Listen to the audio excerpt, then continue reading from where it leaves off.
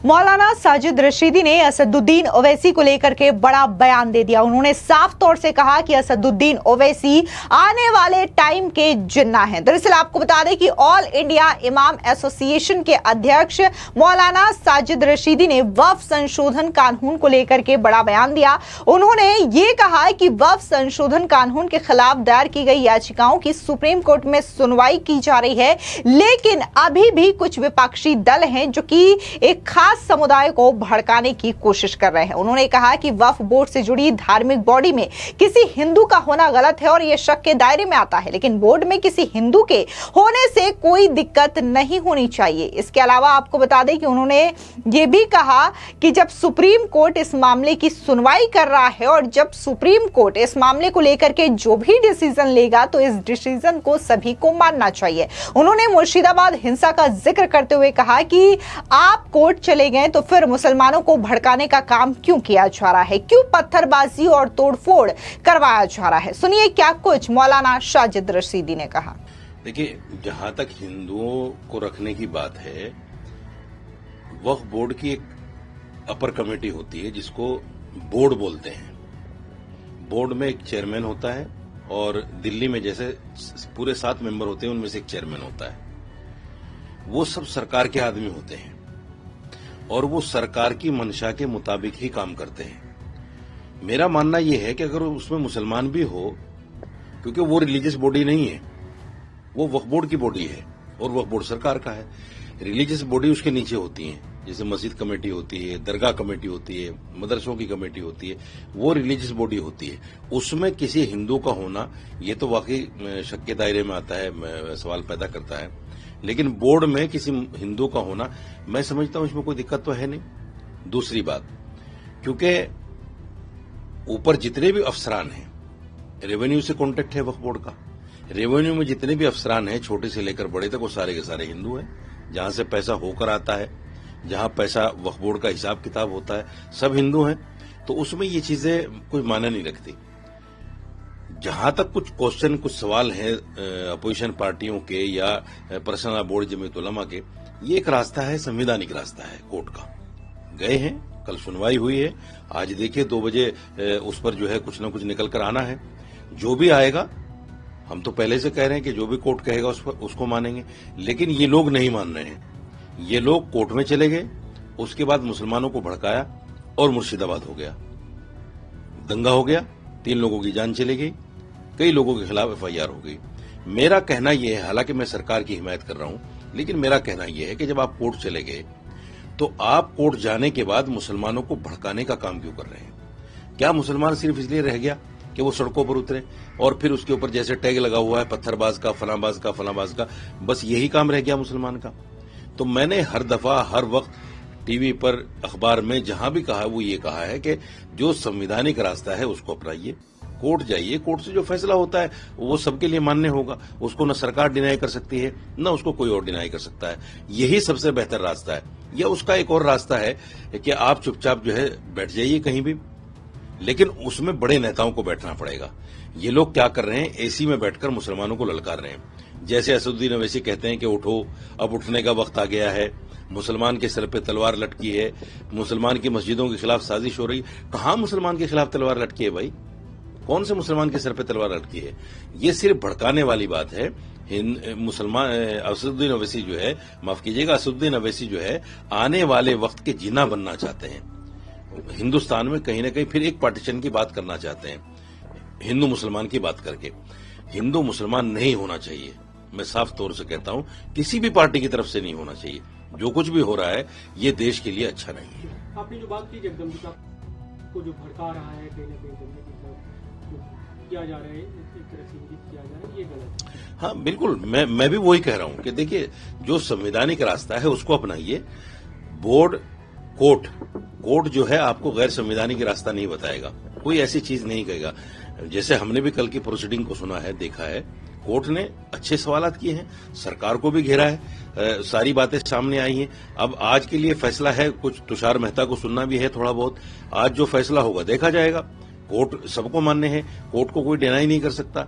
लेकिन मैं फिर कह रहा हूं दोबारा कि कोर्ट में जाने के बाद, अगर आप कोर्ट में नहीं गए, आप मुसलमानों को कह रहे हैं कि चलो उठो, प्रोटेस्ट करो, धरना प्रदर्शन करो, तो समझ में आता है। आप कोर्ट भी चले गए, आप साथ साथ मुसलमानों को भड़काने का काम भी कर रहे हैं। तो मुसलमानों को भड़काइए नहीं, ये बिल्कुल सही बात है, क्योंकि मुस्लिम नौजवान आज भी देखिए 60% देश में कहीं ना कहीं इलिटरेसी है।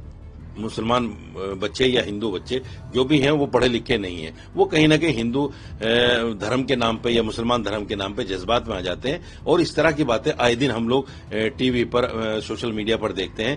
कहीं शोभा यात्रा पर के साथ ये हो गया, कहीं फलां के साथ ये हो गया, किसी ने मस्जिद पे झंडा लगा दिया, किसी ने दरगाह पे झंडा लगा दिया। ये सारी चीजें जो हैं नेताओं के और जो रिलीजियस ऑर्गेनाइजेशंस हैं इनके लटकाने भटकाने और भड़काने से होता है। तो मेरा मानना यह है कि देश में अमन शांति के लिए, मैं इधर भी कहता हूं, हालांकि मैं सरकार का समर्थक हूं, लेकिन मैं ये कहता हूं कि कुछ लोग जो इधर बयान बहादुर हैं उनको भी थोड़ा सा अपने बयानों पे संयम रखना चाहिए।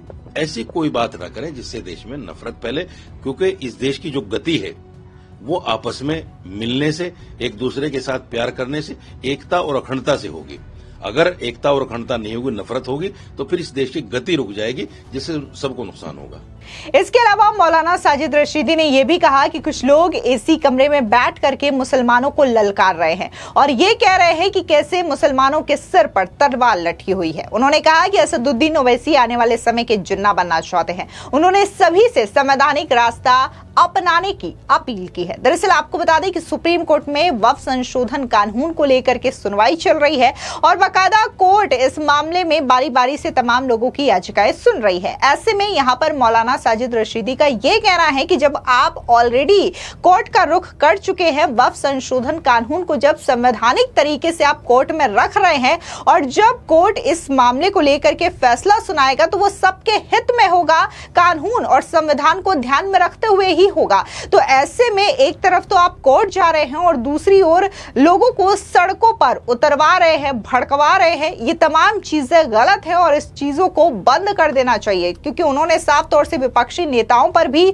हमला करते हुए ये कहा कि ये नेता तो खुद एसी कमरे में बैठे हुए हैं लेकिन युवाओं को भड़का रहे हैं और धर्म के नाम पर कहीं ना कहीं दंगा कराने का काम कर रहे हैं। दरअसल आपको बता दें कि वक्फ संशोधन कानून को लेकर के 16 अप्रैल से ही कोर्ट में सुनवाई शुरू हो चुकी है और इसके अलावा आपको बता दें कि कोर्ट का अहम जो अंतरिम आदेश है वो भी आया है, जहां पर कोर्ट ने वक्फ बाय यूजर को लेकर के अपनी टिप्पणी की है और इसके अलावा अभी फिलहाल में कोई नियुक्ति नहीं होगी। अगले आदेश तक ये भी जो आदेश है वो कोर्ट की ओर से दिया गया है। और वहीं आपको याद दिला दें कि न सिर्फ तमाम संगठनों ने सुप्रीम कोर्ट का रुख किया है, बल्कि कई सारे ऐसी पार्टी के नेता हैं जो कि खुद सुप्रीम कोर्ट गए हैं, फिर चाहे वो असदुद्दीन ओवैसी हो या फिर आम आदमी पार्टी से अमानतुल्लाह खान या फिर टीएमसी, कांग्रेस, ऐसे तमाम लीडर से तमाम पार्टियां हैं जिन्होंने सुप्रीम कोर्ट का रुख भी किया है। हालांकि जिस तरीके से पार्टी के नेताओं ने सुप्रीम कोर्ट का रुख किया है तो इसको लेकर के बीजेपी ने सवाल खड़े किए थे। दरअसल आपको बता दें कि बीजेपी के राष्ट्रीय प्रवक्ता सुधांशु त्रिवेदी ने साफ तौर से यह कहा कि जब ये जो पूरा का पूरा कानून बना है वक्फ बोर्ड को लेकर के, इससे धार्मिक संगठनों को आपत्ति है तो उन्होंने तो कोर्ट का दरवाजा खटखटाया है, ये चीजें तो समझ में आती है, लेकिन बारी बारी से आखिर ये तमाम पार्टियां कोर्ट का दरवाजा क्यों खटखटा रही हैं? जब ये एक साथ मिलकर के चुनाव लड़ सकते हैं तो क्या एक साथ मिलकर के वक्फ कानून के खिलाफ कोर्ट में याचिका दायर नहीं कर सकते? सुधांशु त्रिवेदी ने साफ तौर से कहा था कि ये जो तमाम पार्टियां हैं वो मुसलमानों का हित नहीं चाहते, बल्कि ये अपनी वोट बैंक की राजनीति की वजह से कंपटीशन करना चाहते हैं, जिसकी वजह से इन तमाम लोगों ने अलग अलग याचिकाएं दायर की है। आपको बता दें कि इसी वक्फ बोर्ड कानून को लेकर के देश भर में प्रदर्शन देखने को मिला। हालांकि देश भर में शांतिपूर्वक प्रदर्शन हुआ, लेकिन बात अगर हम पश्चिम बंगाल के प्रदर्शन की करें तो वहां पर यह प्रदर्शन हिंसक रूप में तब्दील हो गया और वहां पर पूरी तरीके से दंगा देखने को मिला। खास तौर से मुर्शिदाबाद एरिया, वहां पर पूरी तरीके से दंगे की आग दहल उठी और उसके बाद कई सारे हिंदू परिवारों को पलायन करना पड़ा। इस चीज को लेकर के भी बीजेपी हो या फिर आम जनता हो ममता सरकार को घेर रही है, ममता सरकार से सवाल पूछ रही है। लेकिन इसके उलट ममता सरकार इसमें जवाब देने के बजाय वो सीधे तौर से ये कह रही है कि यह बांग्लादेशी कनेक्शन इससे सामने आया है। बीएसएफ सुरक्षा बॉर्डर पे क्या करती है, क्योंकि यहाँ पर बीएसएफ की मिलीभगत है, वो रोकने में नाकाम रहे, जिसकी वजह से ये बांग्लादेशी घुसपैठिए बंगाल आते हैं और फिर वो हिंसक प्रदर्शन में हिस्सा लेते हैं और जिसकी वजह से ये दंगे हुए हैं और ये चीजें हुई हैं। फिलहाल कोर्ट में ये मामला चल ही रहा है। इसके अलावा जिस तरीके से मौलाना साजिद रशीदी ने जो अपील की है उसे भी लोगों के द्वारा यही कहा जा रहा है कि इसे मानना चाहिए। और रही बात असदुद्दीन ओवैसी की, तो असदुद्दीन ओवैसी जो है इस तरीके की बयानबाजी करते हैं। इसको लेकर के पहले भी उन पर आरोप लगे हैं कि उन्होंने कई सारी वक्फ की प्रॉपर्टी को कब्जा कर रखा है और जिसकी वजह से असदुद्दीन ओवैसी समय समय पर वक्फ बोर्ड को लेकर के जो कानून बनाया गया है, संशोधन किया गया है, इसके खिलाफ वो बोलते रहते हैं। फिलहाल इस पूरी खबर पर आपकी क्या राय है, कमेंट सेक्शन में जरूर बताएं। धन्यवाद।